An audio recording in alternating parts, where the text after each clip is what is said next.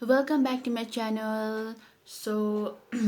Myself Monica, and from today we will be focusing on the how to crack the pathology practicals, because practicals are really tough than those the written exams.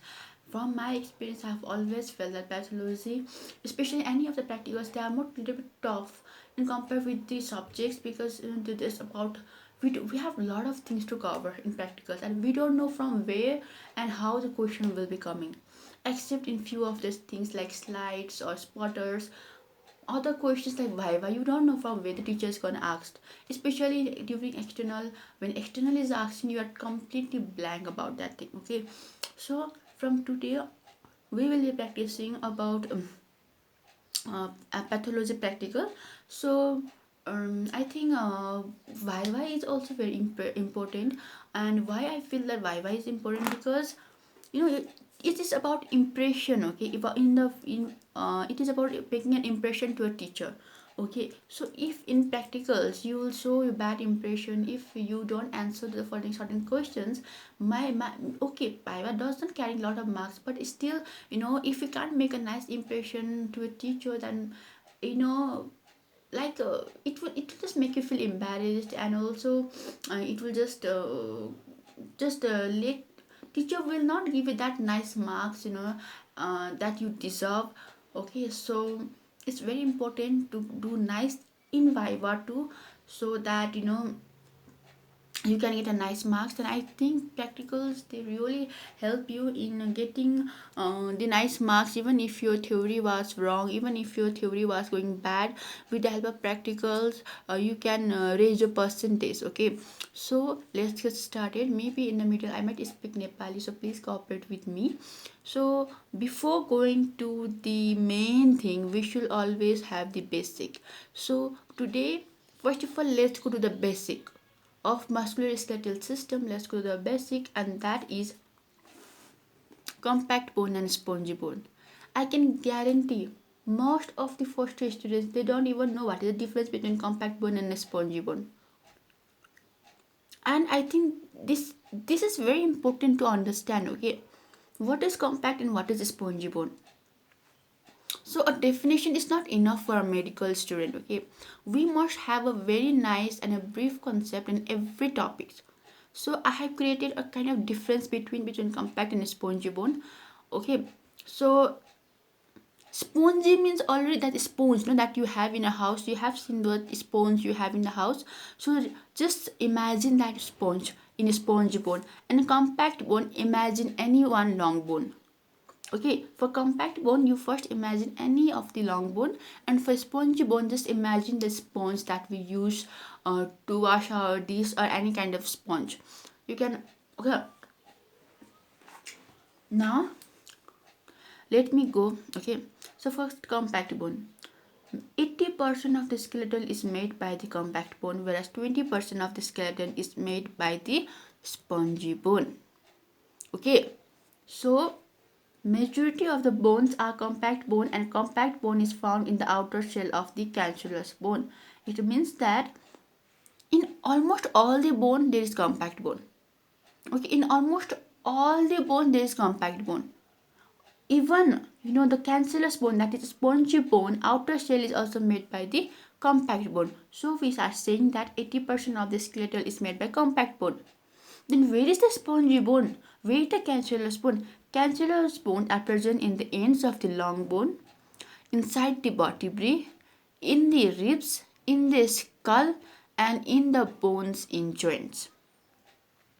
Okay, they are present in the ends of the long bones, inside the vertebrae, in the ribs, in the skull, and in the bones in the joints. Whereas compact bone is present in almost all the bone. Almost bone, because compact bone is the hard structure, and in all bone, the outer hard structure that you see is the compact bone. Maybe in the inside of it, some of it, like in the ends of the long bones or inside the vertebra, there might be spongy bone.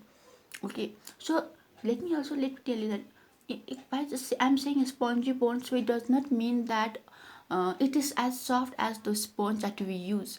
Okay, I just meant to say spongy bones means like just by the appearance. If talk about this texture of that spongy bone, that the spongy bone is also hard, but it just looks like a, it just looks like a sponge. It has got a honeycomb appearance. Okay, it appears very compact, dense, and rigid, whereas it appears like a sponge. Or you can even say that it appears honeycomb. Honeycomb appearance is there. Next thing is it usually acts like a protective outer covering of the bone. Okay, but it lies in the interior of the bone, providing space for bone marrow and the blood supplies. It is highly mineralized, it is less mineralized. So now let me show you. Okay, so suppose this is a bone, this is the long bone. Okay, this is a long bone, can you see here? Now the outer, this compact part below the periosteum that you see, that you can see, it is all made up of compact bone. Even this all is made up of compact bone, okay, in the long bone. But in upper part you will see some, like spongy trabecules and meshwork which gives a honeycomb appearance. This is known as spongy bone. So why it has got this kind of holes and this kind of structure? It's because of these structures, bone marrow, blood vessels, they can align here, they can get arranged here, they can get filled up here in the bones. So it has got this spongy nature, but it is not as soft as our sponge. It just looks like that. Okay, but it is very it's just hard, like the bone. Okay, its texture is hard. In inside the vertebrae or in the ribs, you have got all these spongy bones. But in these ribs also, in the outer part, okay, there is the compact bone. This is the compact bone and this is the spongy bone, because of which we are saying that 80% of the skeletal is made by the compact bone, whereas 20% of the skeletal is made by the spongy bone. So the very basic difference is compact bone is almost everything in the bone. The outer hard part that is present in the bone is that is compact bone, but spongy bone are the bone which has trabecules, which are these holes, which are sponge-like, which are present in the ends of long bones, inside the vertebrae, in the ribs, in the skull, in the point of the in the bones in the joints, which stores the blood vessels and the bone marrow. They are the spongy bone. And to compact bone, it is very hard, and it is outer covering because it is highly mineralized, but it is less mineralized. Both the bone has calcium, phosphate, potassium in them, but it has got a high content of the calcium and all the minerals, but this less content of those minerals in the spongy bone.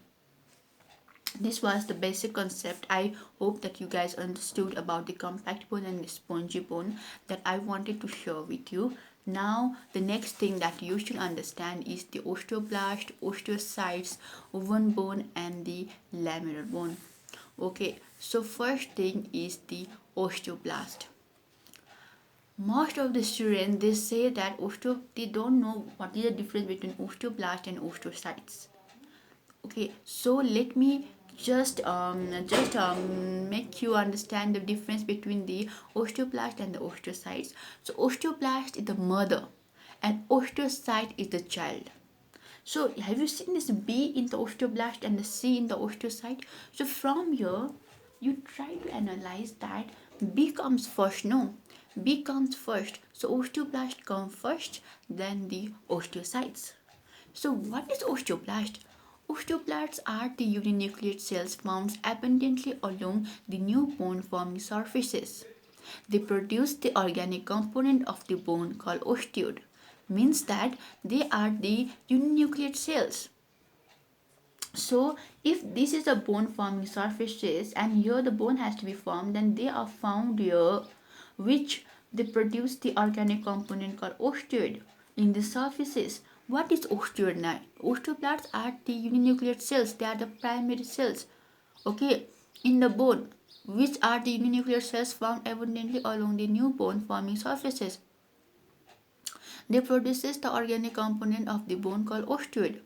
Osteoid is the unmineralized organic portion of the bone matrix. It means that अब यस्तो हो कि अब यो ओस्टियोब्लास्टले तिम्रो के गर्छ भन्दाखेरि चाहिँ ओस्टियोड सिन्थेसाइज गर्छ. ओस्टियोड भनेको चाहिँ तिम्रो कस्तो भन्दाखेरि osteoid is the unmineralized organic portion of the bone matrix होइन. जुन चाहिँ हाम्रो टाइप 1 कोलाजेनले बनेको हुन्छ, which is made by type 1 collagen अनि अदर ग्राउन्ड सब्सटेन्स होइन, like chondroitin sulphate and osteocalcin. So this is a surface of the bone. होइन, कुनै एउटा सर्फेस छ त्यहाँ बोन बन्नु परेको छ. अब बोन बन्ने स्टार्ट भएन, अब ओस्टियोब्लास्ट आयो. ओस्टियोब्लास्ट आएपछि अब यसले ओस्टियोड सेक्रेट गर्छ कि नाउ इट विल स्टार्ट सेक्रेटिङ ओस्टियोइड. ओस्टियोइडमा तिम्रो के हुन्छ भन्दाखेरि चाहिँ अनमिनरलाइज हुन्छ, यो कुनै मिनरल्स हुँदैन होइन, तर यसमा चाहिँ अर्ग्यानिक पोर्सनहरू हुन्छ, यसमा कोलाजेन्सहरू हुन्छ, कोन्ड्रोटिन सल्फेटहरू हुन्छ. So this are the things present in this osteoblast. अब जब वेन मिनरल्सहरू आर डिपोजिट हुन थाल्छ नि around this osteoid matrix, now when the minerals start to deposit around the osteoid matrix, it helps in formation of hydroxyapatite crystals which is the major inorganic constituent of the bone. अब तिम्रो यो बोनमा बल्ल mineral आएपछि मिनरलाइजेसन हुन्छ अनि त्यसपछि ल्याएर तिम्रो मिनरलाइजेसन भइसके पछाडि चाहिँ हाइड्रोक्सिएपेटाइट क्रिस्टल्स बन्छ, जसले गर्दाखेरि चाहिँ यो चाहिँ एकदमै one of the most important inorganic constituent of the bone हो है. बोन बन्दाखेरि पनि हामीले भनेको के हुन्छ बोनमा भन्दाखेरि हाइड्रोक्सिएपेटाइट क्रिस्टल्स हुन्छ. सो यस तरिकाले गर्दाखेरि तिम्रो बोन बनिएर हुन्छ कि. जस्तै चाहिँ यिनीहरूले osteoblast are helps in synthesizing the inorganic constituents of the bone which are the major thing in the bone. तर अब यो ओस्टियोसाइट कसरी हुन्छ भन्दाखेरि चाहिँ अब तिम्रो यहाँ तिम्रो बोनमा ओके लेट मी से सो यु इन अ बोन. अब तिम्रो यहाँ bone osteo there is a bone formation and suddenly in between these layers of collagen fibers यहाँ चाहिँ तिम्रो अब ओस्टियोब्लास्टले बोन बनाइरहँदाखेरि if it gets absorb inside them अनि भित्रपट्टि आएर यसरी ट्र्याप भएर बस्यो भने चाहिँ this is known as osteocytes. They are the osteoblast trapped in the matrix that they secrete. आफूले बनाएको म्याट्रिक्स भित्रपट्टि ट्र्याप भएर चाहिँ होइन यदि ओस्टियोब्लास्ट फस्यो भने त्यसलाई हामी चाहिँ ओस्टियोसाइट्स भन्छ है. अब यो फसेको ओस्टियोसाइट्समा के हुन्छ भन्दाखेरि यो क्यानालिकुलाई भन्ने जस्तो यस्तो क्यानल्सहरू हुन्छ होइन, यो न्युक्लियर नै हुन्छ. And the function of osteocytes is far more important than the osteoblast. Osteoblast is also important, but after the osteoblast, osteocytes also has a numerous function and it's really very important in our body. So because of which osteoblast gets trapped and it forms the osteocytes. पछि गएर चाहिन्छ भनेर नि ओस्टियोब्लास्टलाई trap गरेर osteocytes बनाएको. I have listed out few like regulation of bone mass, phosphate metabolism, transmission of signal. Everything is done by the osteocytes trapped in the bone matrix. Okay, so this is osteocyte. Use a osteoblast, use a osteocyte. So do you understand the difference between osteoblast and osteocytes?